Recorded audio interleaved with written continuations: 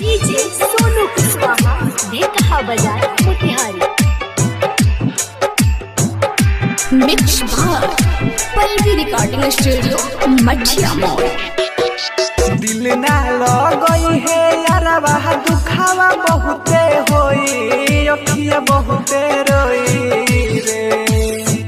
दिल ना लगई है यारवा दुखावा बहुते होई अखिया बहुते रोई रे। तो दिलवा जब जब ओकरा के जोही अखिया तब रोई रे।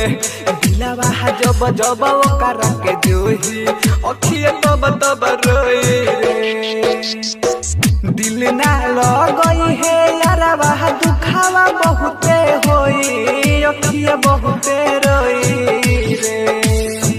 दिल ना लगई है यारवा दुखावा बहुते होई अखिया बहुते रोई रे।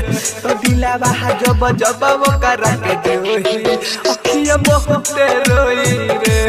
दिलवा जब जब ओकरा के जोही अखिया तब रोई रे।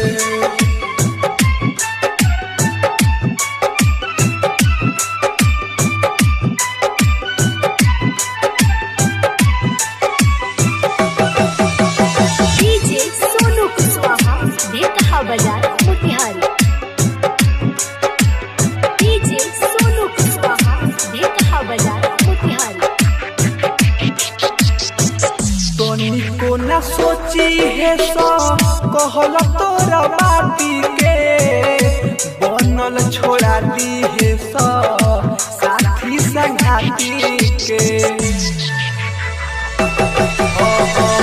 तोनी को न सोची है सो कहल तोरा बाती के बनल छोड़ा दी है सो साथी संगाती के। कवनो भरोसा नइखे प्यार में कब का होई अखिया बहुते रोई रे।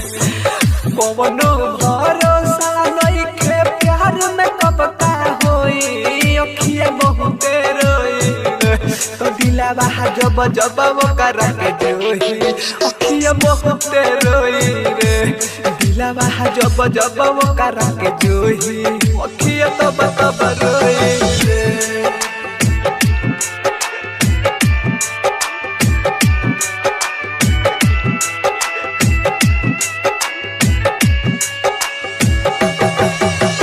डीजे सोनू कुशवाहा ने कहा बजाए मोतिहारी।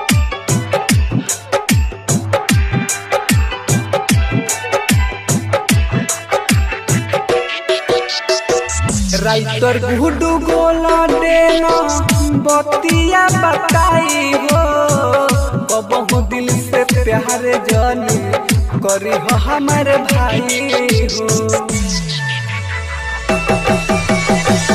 राइटर गुडू गोला देना बतिया बताई हो कबहू दिल से प्यार जानी करी हो हमारे भाई हो। अमरजीत अकेला लागे रतिया में ना सोई अखिया बहुते रोई रे।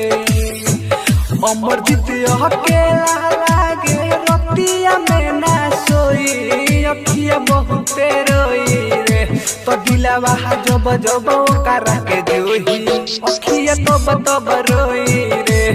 दिलवा जब जब ओकरा के जोही अखिया बहुते रोई